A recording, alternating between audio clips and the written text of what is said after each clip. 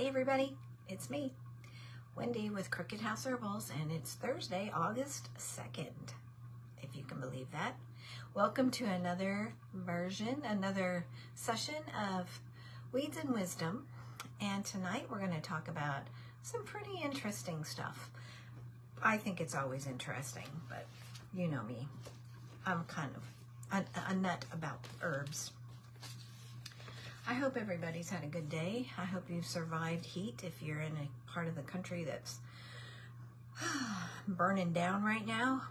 We've been pretty warm here in Arkansas. We just got through having a surprise downpour, and boy was it nice. My animals just stood outside and let it rain on them and cool them off. It was great. So I'm going to wait just a couple more minutes until everybody gets here, and then we will get started.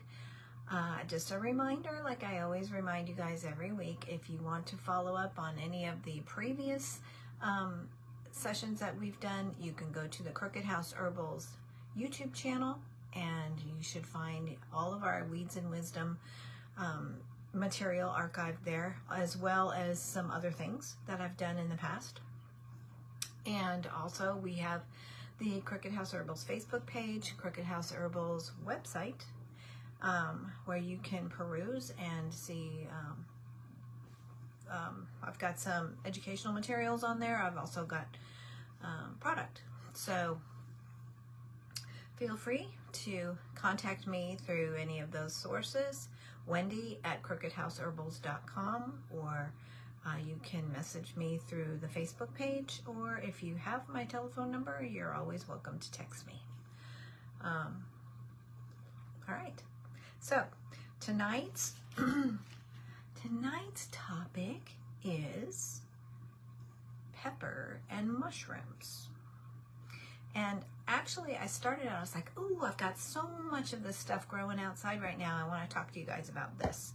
And so I went that direction, and then it just kind of exploded and went a couple different directions. So I have decided that we will tackle one mushroom a week, so that I can talk to you about some other stuff as well, and we're not just only focusing on mushrooms, because sometimes that information gets all jumbled up in your head and you can't remember things.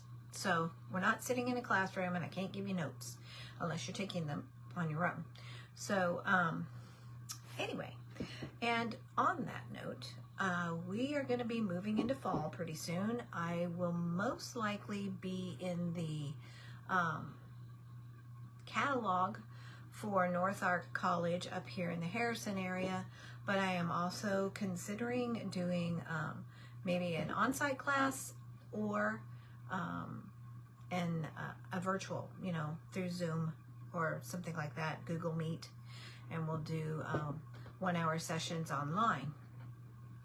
So if you are interested in that, I would like you to send me an email and let me know that you're interested in that, and I will make sure that I have texts available either on Amazon or you could just get them directly from me. And I'm going to put together those learning opportunities for those of you that are either new to herbs, or some of my old timers need refreshers or need more information. There's always room to grow. That's what I love about this, is that we're always learning. We're always learning. So let me know about that. Send me an email, Wendy@crookedhouseherbals.com, and let me know if you are interested in that, because this is my planning month in August, and then before we know it, fall will be here. So on that note, let's go. All right, the first thing I want to talk to you about is this little beauty. Isn't that pretty? This would actually be really pretty, like in a bouquet. If it would have been growing when I got married, I might have used some of this in my bouquet, but it wasn't around at that time.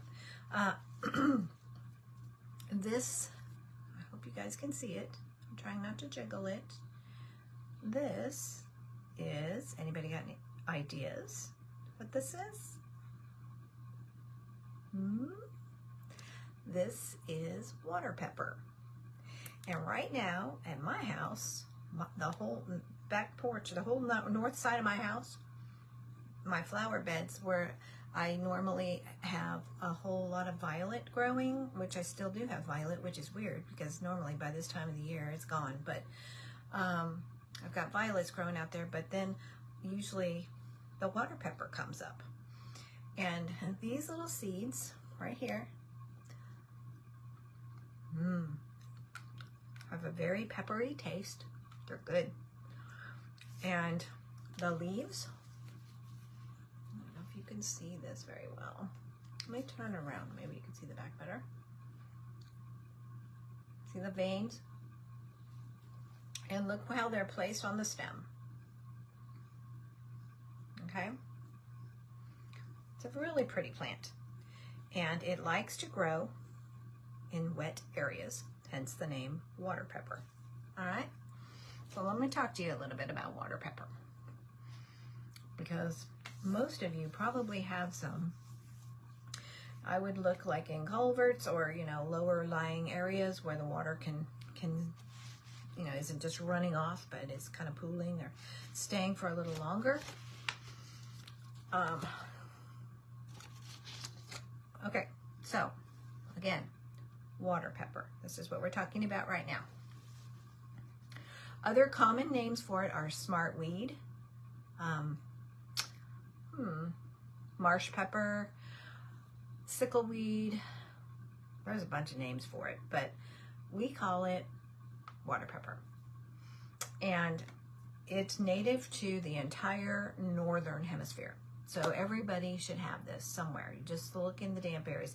It grows in the muddy, damp areas, ditches, places that flood, like riverbanks, kind of like where you would find watercress and that kind of stuff.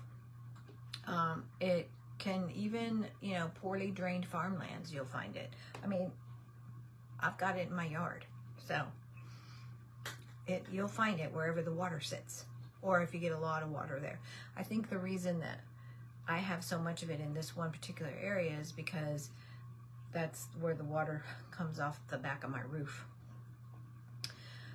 It's an annual, and it's a member of the knotweed or buckwheat family.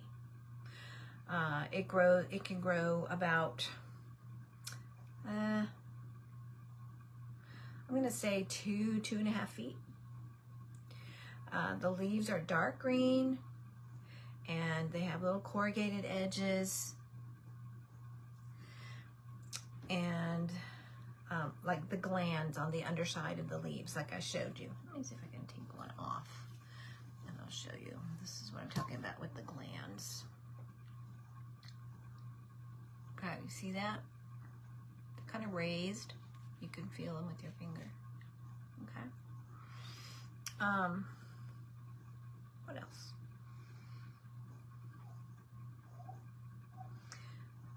All right, I think that's probably enough. And then of course it has its pretty little white, they can either be white or the light pink flowers on the top, which they're more like little puffy seeds, not so much like a flower.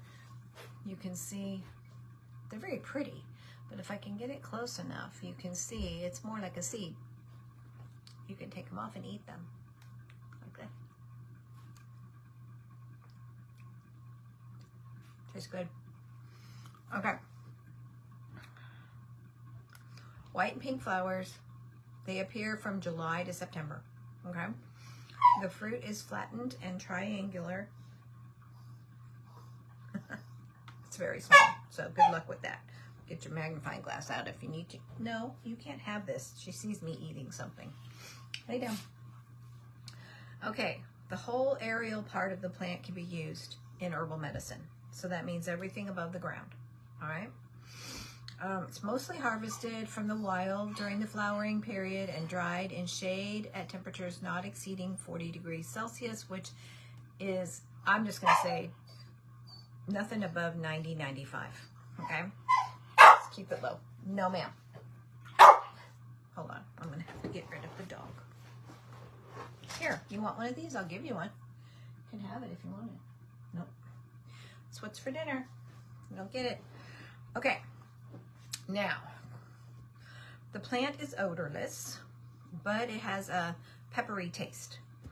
When the water pepper is dried, its active substances decrease significantly. Therefore, the herb should preferably be used fresh if it's intended to be used medicinally or as a spice, because then it becomes, after you dry it, it'll be even more mild.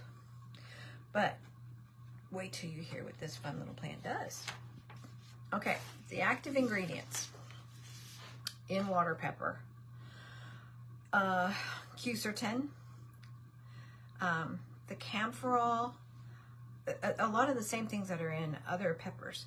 Hyperzoid, isohamectin, and rhamnozin, RHAMNZIN. Coumarins and tannins. Okay, so the coumarins we know. Where have you heard that word before? It's very similar to coumadin. So a lot of the peppers have a lot of those same constituents, those same ingredients in them. But in addition to that, it has minerals, vitamin A, vitamin C, vitamin K, bitter substances like rutin, and organic acids and essential oils. Okay, its peppery flavor is due to the a substance called polygodiol or godiol. Okay, I have to be careful. She sees me eating. She thinks. Okay, water pepper became known for its peppery taste and has been used as a spice or a medicine for since the beginning of time. Okay, so I think it's cool that it's still around. We haven't managed to get rid of it. Nobody knows what it is. That's probably why. It was an effective cure for a variety of ailments, anything from a toothache to epilepsy to gangrene to rheumatism to gout. Okay, so you go, wow, how does that work?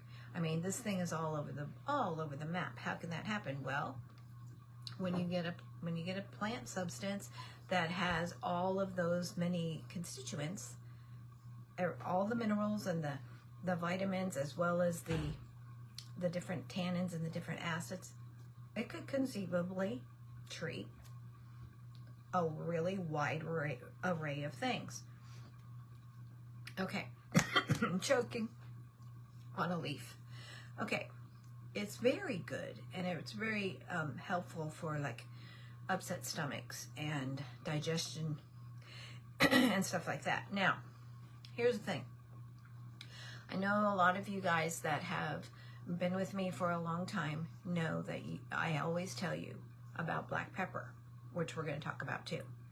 And I always say, use black pepper raw on your food because it aids in digestion. Why?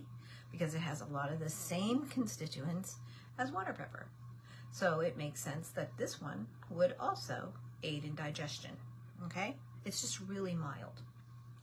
And Nicholas Culpeper, who was a very, like 1600s herbalist, okay, English botanist,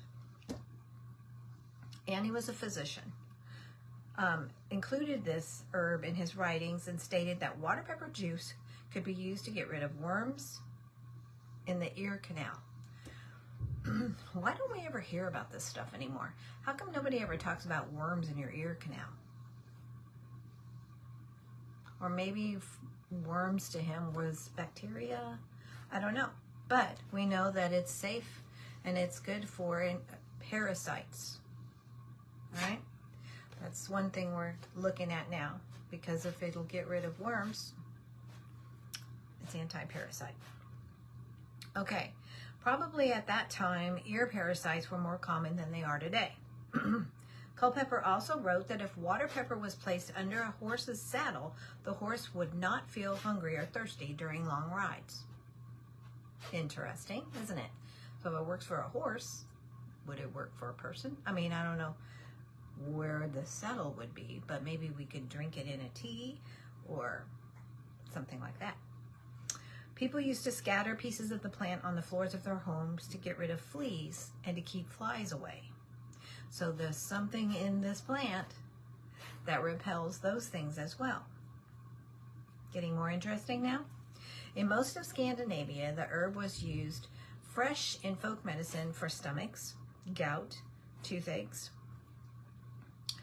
and was either placed directly on the affected tooth, or it was used in a form of a strong decoction, which was then used as a mouth rinse.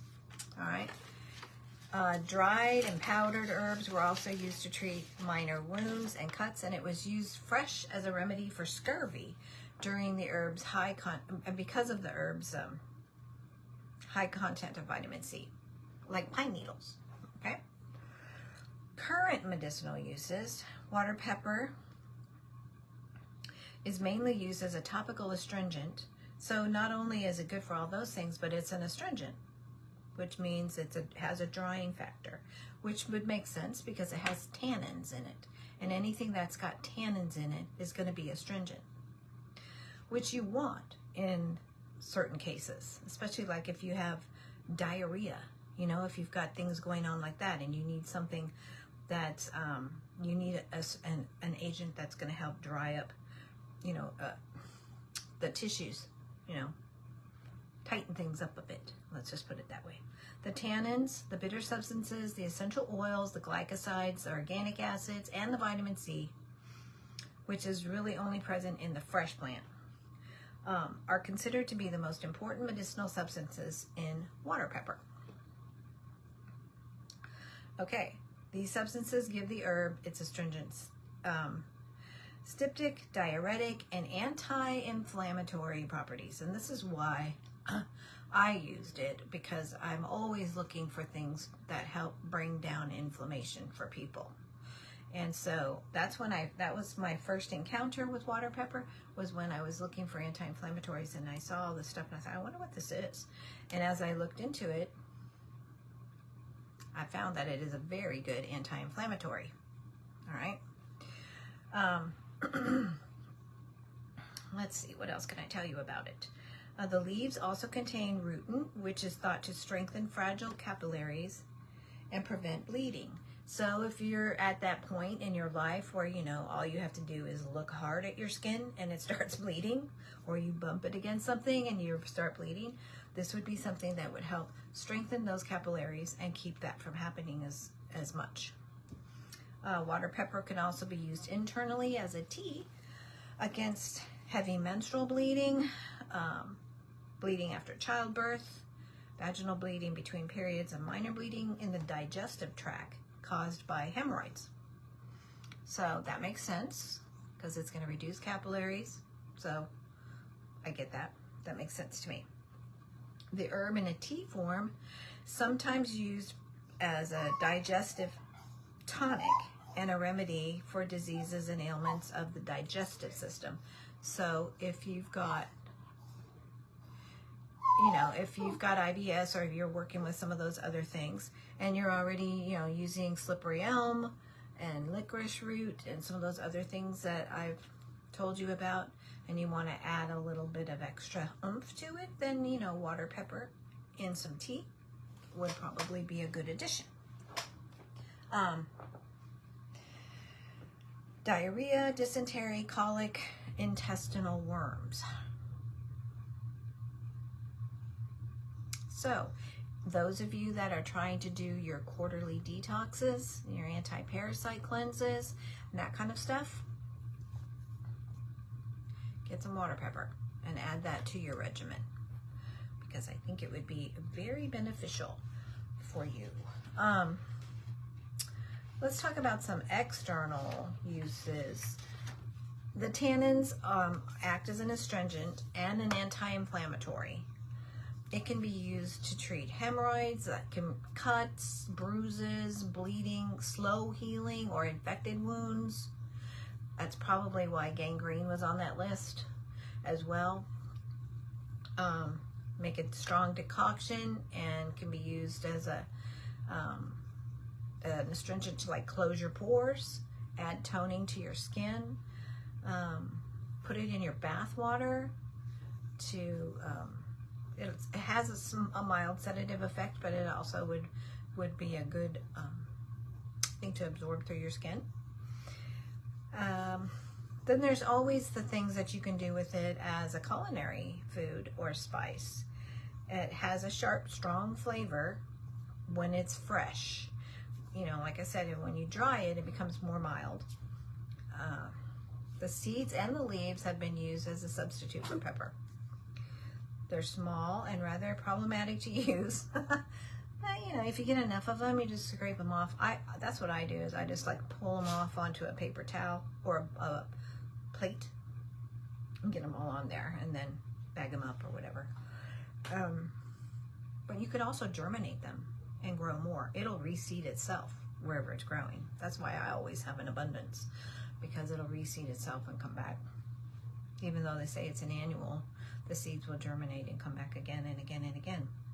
It's nice. Let's see. It's a good flavor. It almost has a numbing effect. So I could see where it would be great for a toothache. You know, like clove. I always tell people, if you have a toothache, get a clove, just a clove, and stick it where the tooth that's hurting, and bite down on it and just keep it there. It will completely numb that whole side of your mouth. And it's very antibacterial, and it's very good. I use clove in my intense mouthwash. So I might try adding some water pepper to that formula. Give it a little extra kick. Let's see. It's not unlike horseradish or maybe a really, really mild wasabi. It's nice stuff.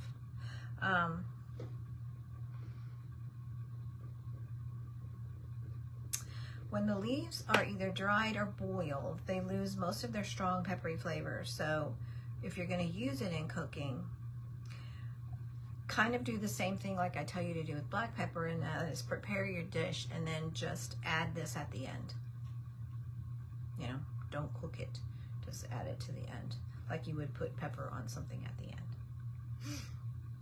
Okay, some dosage ideas. Maybe if you're going to make an extract, if you're going to do like a tincture or something like that, I would use maybe 30 or 40 drops before meals, 3 or 4 times a day, depending on what you're trying to do. As an infusion, make a strong infusion, 1/3 of a cup, 3 or 4 times before meals, because it aids in digestion. So taking it before you eat would be a really good idea, especially if that's what you're wanting to do with it, is help your digestive system. Do that. Drink it or eat it or take it before you eat. Okay? That's pretty much it. There really are no contraindications with water pepper. I'm sure if you sat down and ate a giant bag of it, you would maybe get a stomach ache, but that's going to happen with whatever you eat that much of. So I enjoy it. It kind of makes your mouth feel really clean when you chew on it. And there are really no serious warnings, you know, unless you're just excessive with it. Then you could encounter some stomach issues, and that's what you're trying to avoid. That's what you're trying to help, not create. So all things in moderation, but it is a good thing to add. And remember, it's anti-inflammatory. It's also good for your digestion. It's good. It's an astringent, so it would help you if you were having some diarrhea issues. Maybe a cup of tea once or twice a day to help tone things up a bit. It's good for things like the bleeding, the capillaries, hemorrhoids, that kind of stuff. Okay? Water pepper. I'll let you look at it one more time. Isn't it pretty? It's very pretty. All right, Andy. Sorry, my dog is whining. Here, this is what we're doing. Do you want this? Do you want that? Of course she doesn't. She just wants to cry. Okay, now, since we're on the pepper vein, I thought I would talk to you a few minutes about black pepper. And I know I've talked to you about black pepper before, but I don't think you realize how good black pepper is. And it's so stinking easy. because you can get it anywhere. I will say this, if you're going to use black pepper in the way I'm going to talk to you about, make sure you buy the peppercorns. Don't buy ground pepper, because you don't really know what else is in that ground pepper. They might be adding stuff in there. They could add other ingredients that were, you know, like acting as preservatives or keeping it from sticking together or stuff like that. So just get the whole peppercorns. You can buy them pretty much anywhere. And I'm thinking that this would be a good thing for you to have on hand. Black pepper. Okay, before I tell you about this wonderful little drink, I'm going to tell you what it does. It will promote gut health. Not just help your gut, but it will actually move you in the direction of a healthier gut. And we talk about that quite often because, let's face it, that is one of our worst problems in this country is gut health. And of course, it stems from very poor eating and way too many drugs. But it's raining again. Nice. Okay, we weren't supposed to get any rain today. It's been 100 degrees all day, and now it's raining. So, anyway, gut bacteria has been found to impact everything from your mood to serious chronic diseases, you know, IBS, Crohn's, all of that, immune function. A lot of those things all happen because your gut is not healthy. So research, there's been quite a lot of research on black pepper, and it can help increase your good bacteria in your gut, and it can also help detoxify your body. So that's why, you know, when I tell you, when people say, well, I've been taking turmeric, or I've been doing this or that, and that's great, but you need to include black pepper with that. The piperine that's in pepper works with the turmeric, and you also need to include some kind of fat. Otherwise, your body doesn't absorb it. It just goes right through you. Okay, hold on a minute. I'm going to put the dog out. Come on, out. Out you go.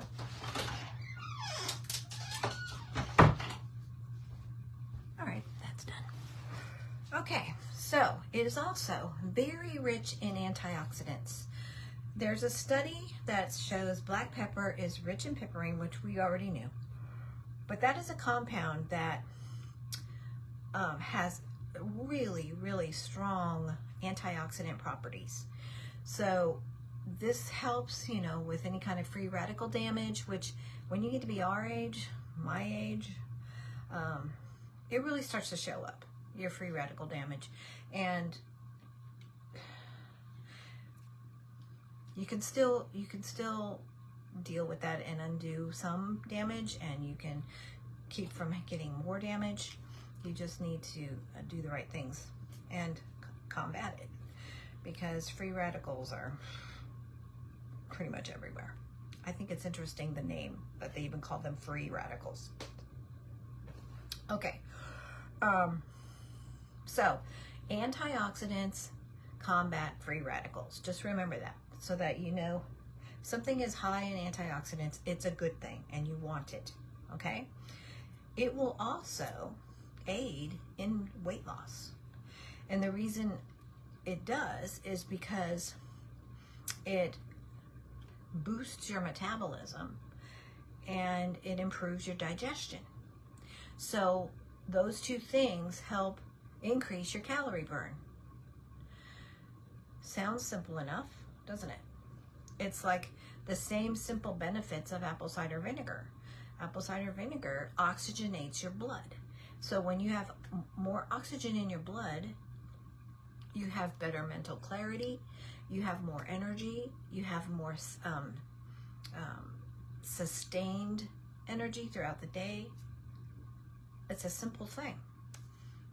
But people go, well, I don't like the taste of it. And, well, you put the honey in there, because honey actually works synergistically with apple cider vinegar. There's a reason that you use honey. You don't use stevia, you don't use sugar, you don't use, you know, any of the other things. Use honey. like a teaspoon of honey and a tablespoon of apple cider vinegar and a cup of warm water in the morning before you do anything else. And it really kickstarts your whole body. Your pH comes back into alignment. You're coming out of a fast overnight, so this is the best time to add those things into your body. Okay, so pepper, black pepper, does those three things for you. It improves your digestion, it boosts your metabolism, and it increases your calorie burn. So if you wanted to add even more to that, put some cinnamon in there, because cinnamon does that too. Cinnamon will increase your metabolism. Cinnamon, though, is a diaphoretic, so you will feel hot for a while when you drink cinnamon. It'll make you sweat, which is also a good thing. But right now, I don't want to sweat any more than I've been doing. Okay, it helps with indigestion. So for those of you that feel like it doesn't matter what you eat, you always have indigestion. Black pepper water, which is, I'm going to tell you about that in a minute, will give you relief. It interacts with your digestive enzymes and your other fluids that aid digestion. Remember when I used to tell you all the time that your first point of digestion is where? Your mouth. That's why it's very important that you chew, chew, chew, chew, because it releases your saliva, it activates your saliva, and in your saliva are the enzymes that start breaking down your food. So I can tell you right now that 85% of the population in this country doesn't chew their food more than 5 times before they swallow it. And they live on Prilosec because their stomach is always messed up, or Tums. You have to take the time to chew, chew, chew, and activate your saliva. But putting black pepper on your food gives you an extra boost there, and it aids in the digestion process from the very beginning. So it interacts with those enzymes in that fluid, and it helps your body to start digesting. It's really, really good for the pancreatic enzymes. It works. It really benefits those, and it will pretty much enhance your whole digestive system. So, black pepper. Okay, now, let me tell you a couple more things. I'm going to tell you about how to make this black pepper water.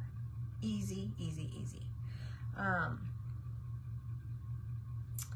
Let's see. I still have little pepper seeds in my mouth. Okay, black pepper will also help boost your immunity. Now, this is something that everybody is becoming more and more aware of, is boosting your immune system. Why? Because there's so much crap going around, you know. They're talking about, you know, this new thing and this new thing and this new thing. So we need to boost our immune systems every single day. We need to give our bodies tools to keep our white blood cells and our red blood cells manufacturing and working, and our immune systems healthy and in check. And we can do that. Our bodies are designed to do that. So, let's see. Black pepper,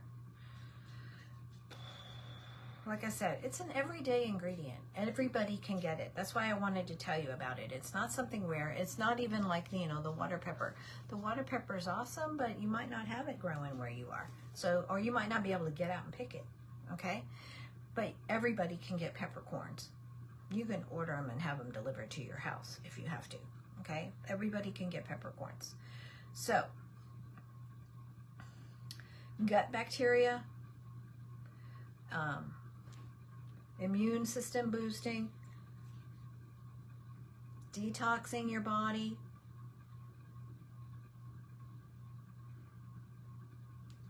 calorie burn,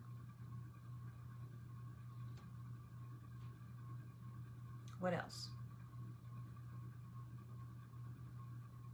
Antioxidants, so you're fighting the free radicals and you're keeping those at bay. weight loss, for the reasons I told you. It'll help you, you know, boost your metabolism and also increase your calorie burn. Okay, and of course helping with indigestion. Now, the one thing, another thing that's good about it is it actually will help keep you from getting dehydrated. And this was something really important because my husband, he's the weirdest sweater I have ever seen. He sweats on top of his arms and his hands. This is where he gets soaking wet. Right here, just like this. And the rest of him, you know, he's not, you know, like most men sweat and get all weird. He sweats here. And it's been so hot lately, and he's been working outside, and he's just sweat to the point where I could tell by his voice that he was very dehydrated. So fortunately, Richard loves black pepper. So I am able to help him out with that a little bit because he pushes back on most anything that's healthy, but he likes black pepper. So I'm sneaking it in on him. But if you do the black pepper water, like I'm going to tell you about, it helps with your intestinal health, and it keeps your skin cells from getting dried out and your intestines from drying out, because you know that's what happens. You don't have enough water flowing through there, and then you get all hard and crusty in there, and your bowels get backed up, and it's horrible. And you also, with dehydration, will just become lifeless. I mean, you just don't have any energy at all. So this will help and put the energy back in and revitalize your skin. Your skin is your largest organ, you know. So you want to keep that hydrated at all times. And, you know, that doesn't mean you drink 50 gallons of Gatorade. And sometimes distilled water doesn't have anything in it, but you do need a few minerals, and you need things like that. So that's where the black pepper would come in. Okay, so let me tell you about black pepper water. All right, I just want to make sure I cover everything in here. Piperine is a natural alkaloid that gives black pepper its pungent taste. So anything that has that pungent peppery taste, you know, has piperine in it. It's also why it's so health boosting. Piperine is very, very good for you. So when you're looking at ingredients of things and it says piperine, say, hey, I know that's a good thing for me. I should get that. It's an antioxidant, like I said. It will help lower the risk of things like arterial sclerosis, cardiovascular diseases, neurological conditions, all those chronic illnesses. Piperine is powerful stuff.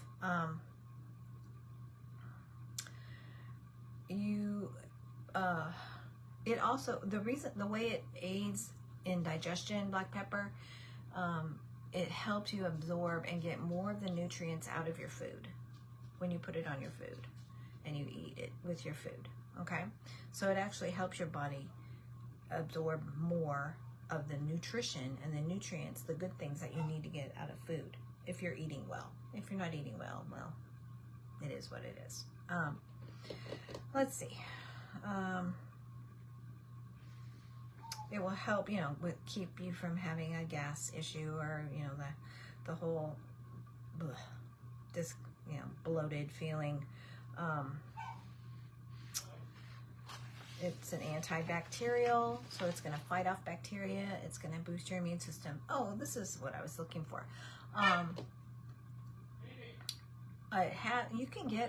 You can get black pepper essential oil too. The essential oil from pepper even is really good, like nutmeg oil and black pepper oil, and there's a few out there that you could get, and that's actually really helpful at times. But here's the list of things that are in black pepper. Ready? Vitamin K, vitamin E, vitamin A, B1, B2, B5, B6, manganese, copper. A lot of these are in water pepper too. iron, calcium, phosphorus, potassium, selenium, zinc, and chromium. And, you know, it's a good source of manganese, which can help with your bone health. And if you've got weak bones or brittle bones, it can help with the wound healing process. It helps with your metabolism. Manganese is important.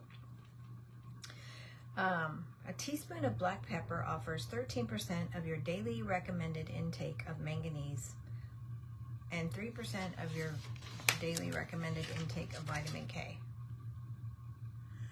So, it's a win-win. It tastes good. Okay? All right. So, the black pepper water, super easy. Now, you know that I've always told you don't cook pepper because it changes its chemical makeup and it actually makes it toxic or, you know, disruptive to your system. So you don't want to cook it, but what you want to do is take like 3 or 4 peppercorns and grind them up, just the fresh pepper. So you know that's all that's there. It's just fresh pepper. And put it in a cup and add boiling water to it like you would making a tea. Cover it up and steep it. Steep it until the water changes color. Probably, you know, more like a golden color. Okay, when it gets to be a nice golden color, then drink it. And that's all there is to it. And I would recommend doing it in the morning, like, you know, or before each meal if you're trying to help with, you know, some of those other issues, your digestive issues or whatever. Drink it before you eat. But it's super easy, you know, and it doesn't take a lot. So grind it up into your cup, add your boiling water to it, steep it, drink it. Okay, just like you would make any herbal tea. All right, so you have water pepper and you have black pepper, both really good for you. All right, now for the last few minutes, I want to talk about one of my favorite mushrooms. We're going to start with that one. We're going to do a mushroom a week until we get through some of the really good ones. There's a lot of mushrooms out there, but I want to talk to you about a few of the really good ones. And my favorite is reishi. I love reishi mushroom. It is extremely medicinal. It also tastes good, but I remember my first encounter with reishi mushroom, like hardcore medicinal encounter, was when my daughter had mono. And she was really sick, really sick. And the doctor told me, he said, you know, whatever you do, like, don't put her in a car, don't put a seatbelt around her. Her spleen is huge. It can, you know, anything can blow. Just lay her down and leave her there. And I thought, oh my gosh. So I went to the health food store. I did some research and I found a reishi tincture. Okay.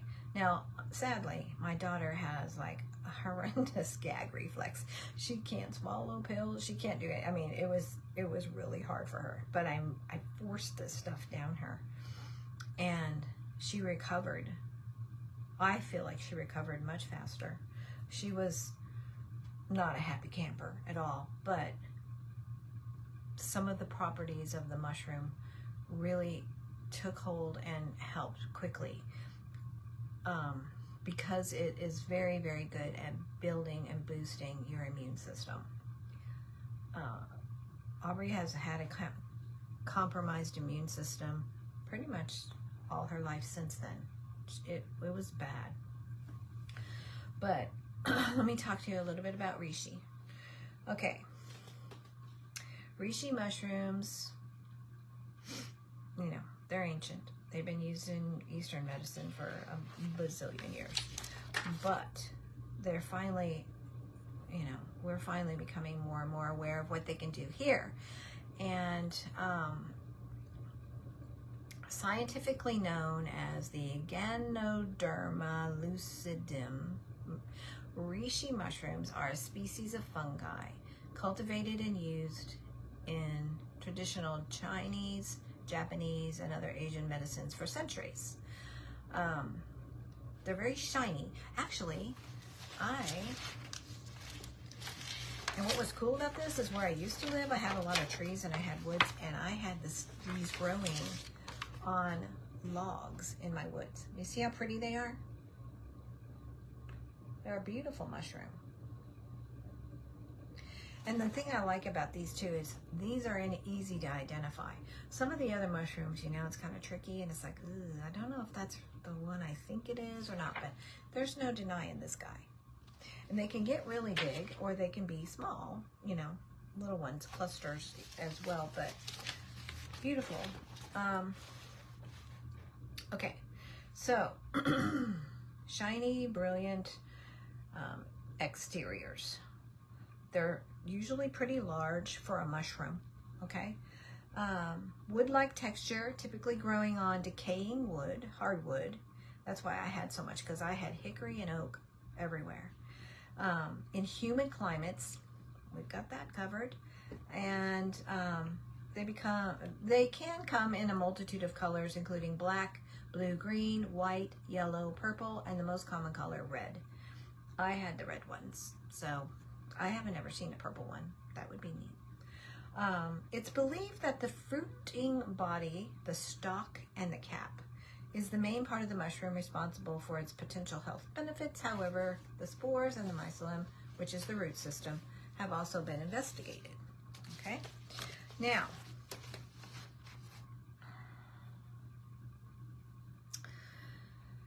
they're often considered medicinal mushrooms because they have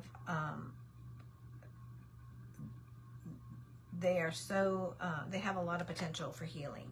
Like I said, I sought out a tincture made of that because I knew I'd done a lot of reading on it, and I knew that it would be one of the quickest and fastest ways to help boost my daughter's immune system because she was so sick. They're also used culinary, in culinary things, soups, stews, salads, whatever, or like a saute or whatever, but I have always used them medicinally. Capsules, extracts, you can dry them, teas. They have a handful of active compounds. The polysaccharides, the triterpenes, which is a subsection of terpenes, okay? They give them their powerful health powers. The triterpenes, I learned about this when I was doing my master herbalist work, are some of the most kick butt that you can find. So when you find herbs or substances that have triterpenes, not just one terpene, or but you really can't beat it. Okay, so and the polysaccharides, of course. Let's see, what else can I tell you?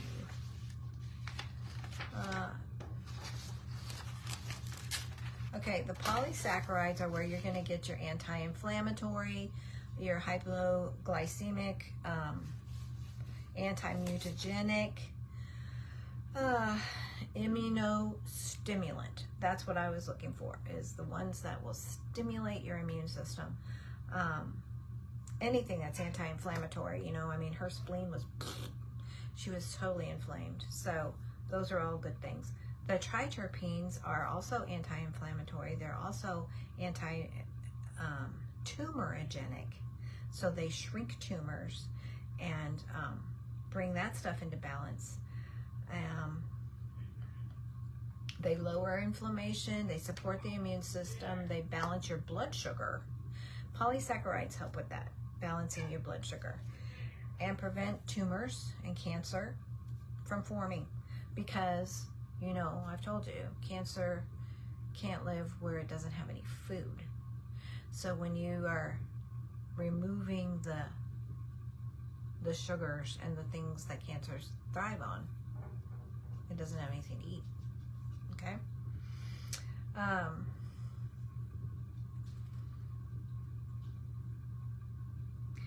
Okay, some of the most investigated potential benefits immune health, anti-cancer, antioxidant properties, blood sugar, and fatigue support. That's why I make this this tincture called Energize Me, and I have reishi mushroom in it. I have astragalus. I have a lot of the herbs that support your stress levels, like astragalus and ashwagandha and that kind of stuff. But then I also have an herb in there called Foti, which feeds your thyroid. So kind of helps bring your thyroid into check. And it's a really wonderful tincture because it gives you just feel well. And it gives you a sustained level of energy throughout the day. It's not a jittery, you feel, and then you crash or whatever. This is just a sustained sense of well throughout the day. So I'm really happy with that formula. I take it every day.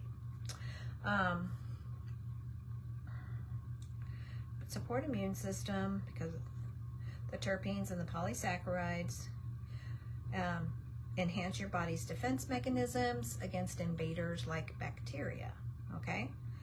Also modulate the activity of important immune cells, your T cells, your B cells, and your natural killer cells, increasing the production of glycoproteins that regulate your immune system.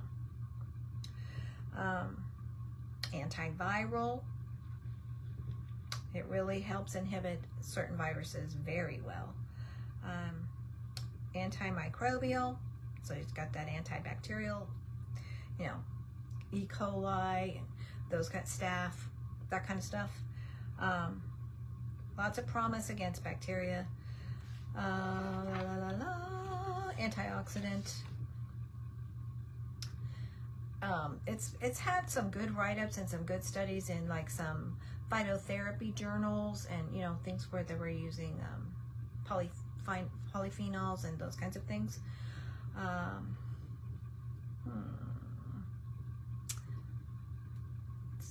Oxidative stress, inflammation, it just comes over and over and over. It's good for your brain. Reishi mushrooms, chemopreventative and or tumoricidal effects, proposed to work through inhibitory effects on tumors. The spread of cancer cells in the body from the place where they were first formed, it'll stop it. I don't know why they don't use more reishi, to be perfectly honest. I guess because it's not something they can control and can't, you can't own it. You can't own the mushrooms. They are where they are. Just like you can't own the herbs. But if you have hardwood laying around, you can always get some and start your own little reishi farm. Okay, one study tested 58 different types of mushrooms, and reishi was shown to be the most effective in killing cancer cells. Other sources describe that reishi may induce cancer cell apoptosis in colon, ovarian, liver, and prostate, cervical, lung, breast, and bladder cancers. It was also proposed that reishi has potential against specific types of leukemia and sarcoma cancers. Pretty good, huh? I love reishi. A clinical study published in the research journal Immunological Investigations included 34 patients with advanced cancers or different types who were given 1,800 milligrams 3 times a day of reishi polysaccharide extract supplement for 12 weeks. It resulted in significant increase in plasma, interleukin, and interferon Y levels and natural killer cell activity. What exactly does this mean? It means that reishi polysaccharides may play a role in increasing immune response against cancer cells. It's enough for me right there. Via modulation of inflammatory compound profile and immune cell activity. Okay, this is all blah, blah, blah over here, but just know that it is a good cancer fighter for a lot of different types of cancer. And also, you know, a good preventative as well. So it's not just if you've got it, but it's so you don't get it, all right? It's also really good for your heart, your cardiovascular. It helps reduce cholesterol levels. It reduces your blood pressure, promotes healthy circulation.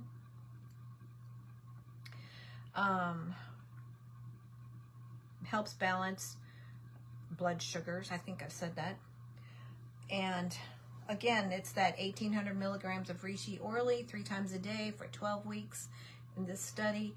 And they were noticing significant blood glucose changes, which is good. And it will also reduce fatigue. And that's, like I said, one reason I put it in my Energize Me formula, because it really does help keep your body in balance, and you don't, you know, you just don't get as tired. It's a fatigue and mood boost. It's interesting how that's connected. Improvements in their symptoms. Okay, so all in all, I'm gonna say reishi mushroom is something you should look into. Okay, whether you want to take it as a tincture or you want to take it as a capsule, or you know, grow it yourself. Now the thing is if you are wanting to get like a specific dosage, like the 1,800 milligram or whatever, you would probably have to go someplace that where you could get a regulated, you know, like, you know, but I still would get it in a capsule where you can see the herb in there before I would get it in a hard cap, because you don't even know what's in that. Okay, so look into it.